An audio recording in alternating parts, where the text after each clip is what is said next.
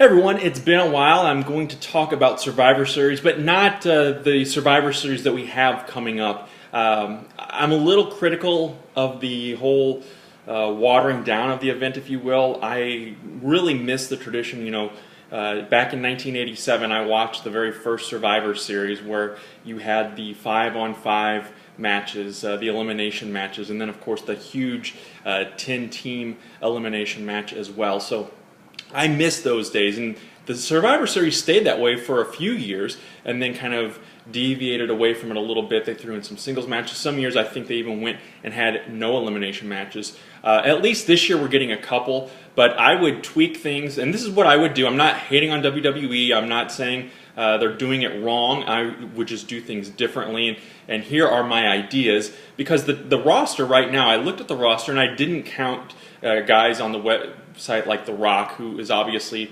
not really going to come back at least anytime soon. The Undertaker as well, because we don't really know his condition. But I did count guys like Daniel Bryan and Chris Jericho and a couple of other guys who are on the injured list right now. And there's about 50, close to 50 guys who are active competitors who are on the WWE payroll. Some of them we haven't seen in quite a while. David Otunga, for example, Zack Ryder, Heath Slater. Those guys are all in this mix as well. And I think that you could easily put together several teams. But then to spice things up, to make things different, I put a couple twists on things. So these are just my ideas. And in no particular order, I'm not booking this show or I'm not naming specific names. These are just concept matches, ideas that I had. I would do an NXT Survivor Series elimination match. And to kind of spice it up and make it a little more meaningful, whoever the sole survivor is, one man will be the ultimate winner of this contest.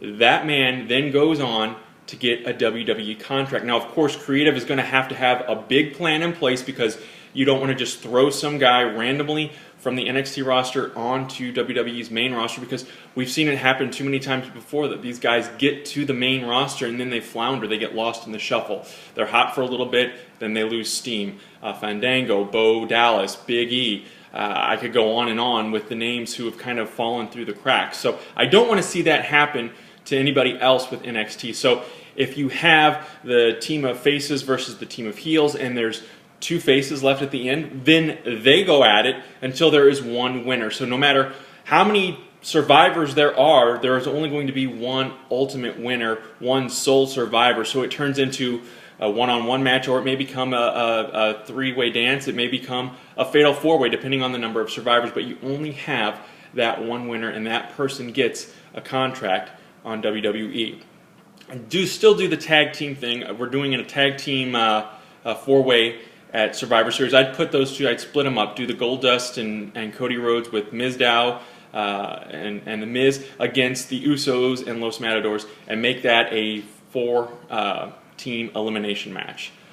Then I would have Team Ambrose versus Team Wyatt. The Divas matchup, you still do the elimination match. Then Team Cena versus Team Authority. Take away all the stipulations, because then for the main event, you're going to take all your survivors from the tag team one, from the Ambrose Wyatt match, and from the Cena Authority match.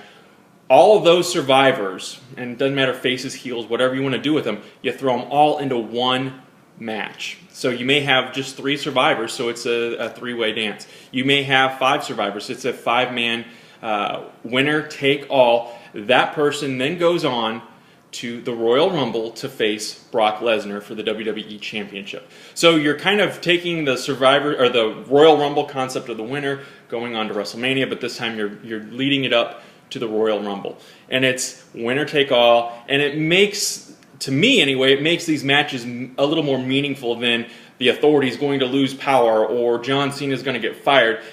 You're fighting for that championship, and it probably, I would hope, creatively they could come up with a way to take the predictability factor out of it. So that's my idea.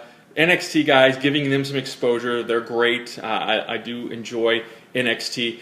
Then making the matches themselves mean a little more, taking us all the way up to the Royal Rumble. So let me know what you think. Comment, subscribe, leave suggestions. Love me, hate me, whatever you want to say. I got thick skin, I can handle it. Thanks for watching My 123 Cents.